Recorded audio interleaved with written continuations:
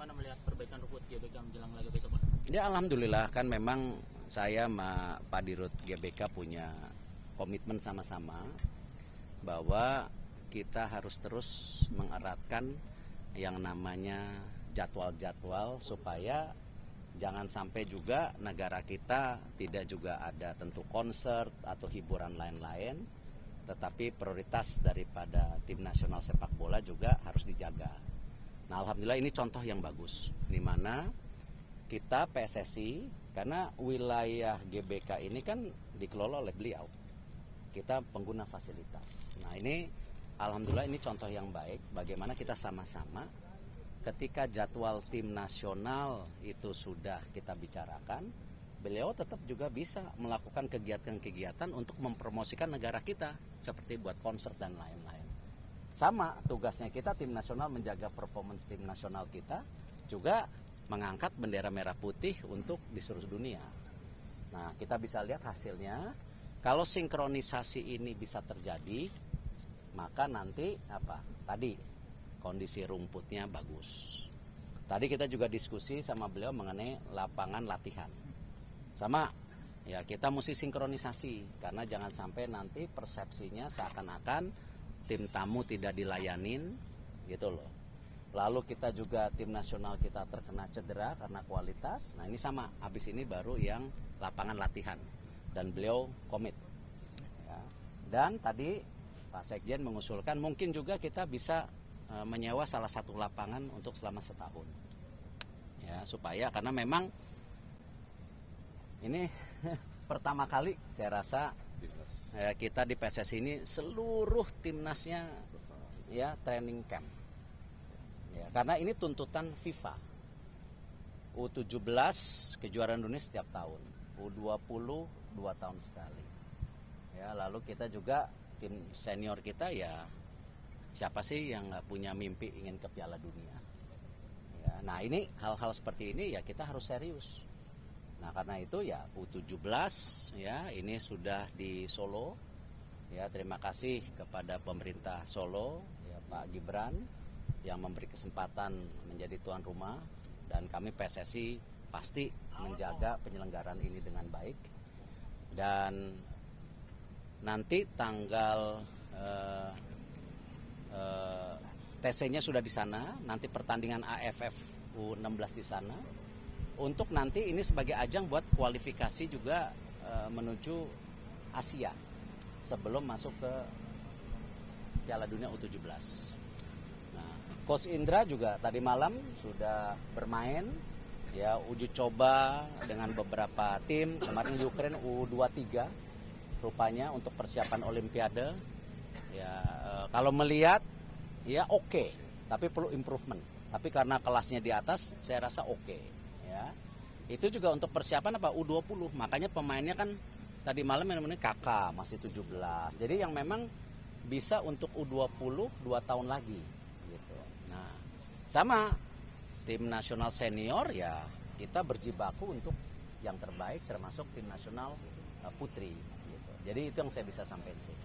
Pak, soal lapangan latihan itu yang sampai cedera itu gimana Pak maksudnya ke depannya? Enggak, tadi sudah bicara GBK dan kami akan sama-sama bikin tadi ya schedule yang baik, planning yang baik seperti yang kita lakukan di sini. Dan saya rasa GBK komit. Ya, ini sama-sama kok, karena memang kan aset GBK ini bukan punya PSSI. Ya, ini tentu kita hanya penyewa, tetapi saya yakin dengan koordinasi yang baik yang selama ini sudah terjadi bisa lebih baik. Terkait yang komennya Justin Hunter Pak, yang terkait yang Stadion Madia yang katanya lapangan jelek itu. Ya sama, Piala Madia itu memang kan diproteskan untuk atletik. Ya, ini juga kita sedang melobi. Saya coba akan bicara dengan Pak Luhut, Ketua Atletik. Mungkin nggak kita bisa kerjasama. Ya, apakah membuat lokasi baru atau di mana yang memang proper buat atletik. Tetapi yang Madia itu kita bisa pakai untuk pertandingan-pertandingan tim nasional putri, junior kan tidak harus di GBK terus. Pak Dirut juga kasihan gitu. Ya, jadi tim seniornya di sini, tapi junior putrinya bisa di Madia. Nah ini nanti saya akan bicarakan dengan Pak Luhut. dan saya yakin Pak Luhut dukung ya, karena memang Pak Luhut juga suka sepak bola. Pak, penegasan aja Pak, jadi hari ini lapangan sudah oke apa masih kurang Pak? Oke. Ya, recovery-nya baik ya, karena tentu ya tadi persiapannya sudah ada waktu cukup. Gitu. Pak Eka, terkait proses naturalisasi Kardon, kan ini kabarnya sudah sah. Ada proses apa lagi nggak Pak? Atau Kita masih menunggu AFC ya. Kita alhamdulillah terima kasih kepada Bapak Presiden, Ketua DPR, seluruh pimpinan Komisi 10, 3 yang terus membantu percepatan pemain Indonesia yang di luar negeri ingin membela merah putih. Nah, itu sekarang ya kita dorong ya, dan alhamdulillah terjadi, dan kita sudah mendaftarkan FIFA tadi malam. Ya, FIFA sudah mengeluarkan suratnya, tetapi untuk AFC sendiri dia masih perlu proses. Kita tunggu gitu. apakah diproyeksikan untuk main di luar negeri itu Pak sih? Saya nggak tahu, nanti tergantung approval AFC. Ya, kalau FIFA-nya tadi malam udah keluar. Ya. Terus yang Martin Paes gimana Pak update-nya? Ya, Martin Paes kita harus melalui proses kas, ya, banding. Ya, dan karena itu ada dispute, dia itu kan main di bulan November. Nah, di mana padahal jeda waktu dia bisa bermain ke negara lain tuh bulan Mei atau Juni. Tapi sebenarnya pertandingan terakhir itu bulan Maret. Ya, tapi karena Covid diundur November. Nah, itu. Nah, ini yang kita coba kembali appeal lah. Kita coba gitu. Karena kalau dibilang merah putihnya, lihat aja sekarang di Major League Soccer bendera merah putih sering berkibar setiap Martin main gitu. Jadi ya, nah itulah yang saya lihat apresiasi bagaimana pemain-pemain Indonesia yang di luar negeri itu bangga ya menjadi bagian dari kita. Jay Indes, lihat bagaimana setelah masuk Serie A dia bawa bendera merah putih. Kemarin di Venezia di jembatan dia kibarkan bendera merah putih. Tadi malam kalau kita ngeliat di Perancis, rupanya ada juga penonton Indonesia di sana. Ya, jadi hal-hal ini yang kembali sepak bola harus jadi pemersatu, jangan pemecah. Jadi terus terang siang ini saya sama Pak Sekjen dengan Pak Wakil Ketua Umum juga ada rapat serius mengenai transformasi liga. Nah, ini sama ya, kalau PSSI dengan GBK masalah lapangan, PSSI dengan liga, ini kan pengelolanya liga bukan PSSI sendirian. Jadi ya ini yang kita mau, benar-benar liga ini harus ditransformasi. Setelah PSSI bekerja keras untuk 1 tahun terakhir ini mentransformasi tim nasional dan berhasil ya, belum maksimal ya.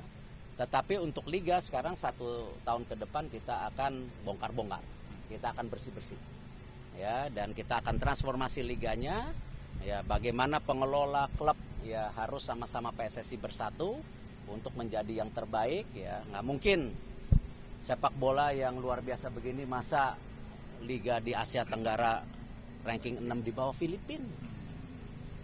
Keterlaluan.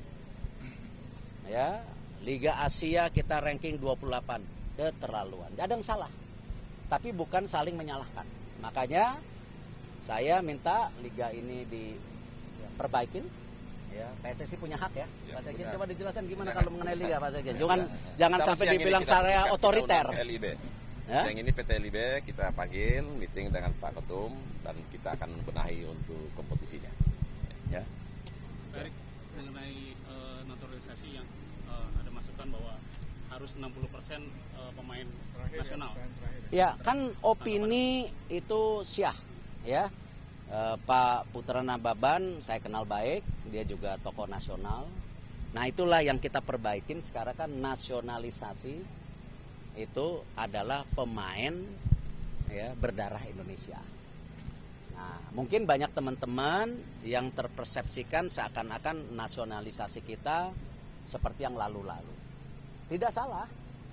Ya, ada pemain U17 kita, U20 kita kemarin bapak ibunya dari mana ya, si Marcel? Dari Kalimantan Selatan itu.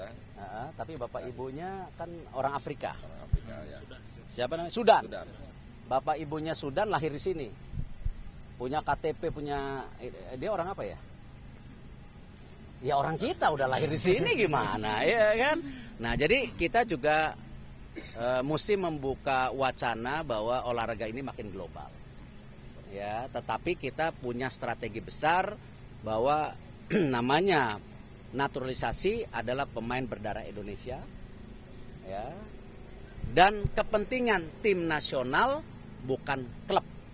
Dulu naturalisasi banyak kepentingan klub. Begitu dinaturalisasi, dipakai tim nasional, ogah-ogahan, gitu kan? Tetapi main di klub seger, ya, dan kualitasnya tidak standar tim nasional. Nah ini nggak bisa, ya. Memang sepak bola ini rumit, perlu diperbaikin gitu. Masih terkait naturalisasi kan yang atau pemain yang grade A yang Jayden Osterwold pantau lagi di Bali, apa yang naturalisasi juga atau gimana? Saya nggak tahu. Liburan aja. Nggak komen kalau belum ada pembicaraan. Belum ada pembicaraan. Cukup ya, optimis menang. Pak Dirut, mungkin Pak Dirut komentar.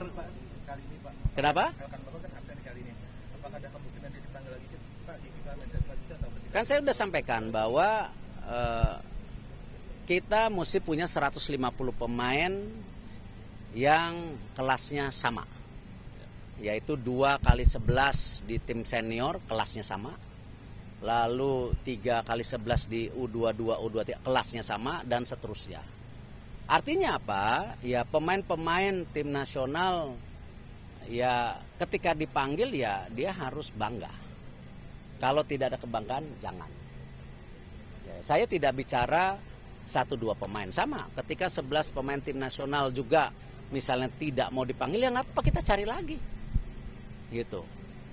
Makanya tadi saya sampaikan training center U17, U20 jalan. Masa 280 juta kita nggak punya sih 150? Nah kita jangan terjebak paradigma pemain bintang. Ya, saya percaya sepak bola itu bisa berhasil kalau bermain tim. Itu. Ini bukan permainan 1-2. Kan kemarin kan kadang-kadang juga, oh ini Pak Erik kritik pemain titik-titik pemain. Enggak. Karena saya percaya yang 11 di lapangan itu yang main bukan 1-2, nggak mungkin. Nah ini yang saya mau prinsip bahwa tim nasional punya marwah yang besar. Ya, pemain-pemain yang dipanggil tim nasional juga harus mau punya marwah yang sama. Ya, yang ya visinya tidak sama, yang karakternya tidak sama, nggak apa-apa, nggak usah. Kita cari lagi yang lain. Banyak anak-anak Indonesia yang ingin jadi tim nasional kok. Gitu. Ya. Target lawan Irak besok Pak. Target lawan Irak. Ya? Iya, memang saya juga lagi ngenak badan. Makanya saya bilang mohon maaf kepada fans, supporter. Kalau tim nasional kita sekarang diperketat bukan tidak apresiasi kepada fans dan supporter. Karena memang ya tim nasional kita ini harus dijaga. Tadi kita ini belum punya 2x11. Artinya kalau ada yang sakit, cedera, kartu kuning seperti kemarin waktu kita main away di Vietnam, tipis timnya. Nah itu yang kita harus jaga. Ya ini mohon maaf. Dan tentu target terakhir ya, target sama Irak ya, kita sama PSSI, tim nasional, pokoknya ini ada 2 game. Indonesia lawan Irak, Indonesia sama Filipina, kita ingin mengambil poin sebanyak-banyaknya. Dan 3 poin ini paling penting, secepatnya. Ya, supaya kita bisa mempersiapkan untuk tim senior ini buat kualifikasi round 3, di mana itu kan sudah main Agustus, September, Oktober. Ya, nanti Maret, Juni tahun depan 10 pertandingan, ya harus disiapkan dari sekarang. Gitu. Dan izin, bulan Agustus kita tidak main di GBK, ya karena ada kedatangan tamu negara, ya Sri Paus, ya. Jadi kita akan bermain nanti di Surabaya, ya kita pindah lokasi. Karena ini kembali jangan juga menjadi polemik, ya. Enggak, emang ini tamu negara, ya tokoh dunia, ya kita harus ya mengerti.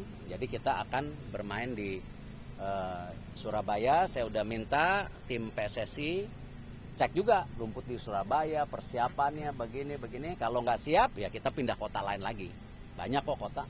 Sekarang pemerintah sudah renovasi 22 stadium, sudah 8 Kemarin FIFA sudah ngecek stadionnya, sudah ada green light, ini stadion-stadion bagus ya, kita banyak opsi sekarang. Negara ini kaya, tinggal perlu manajemen yang baik. Ya. Terima kasih.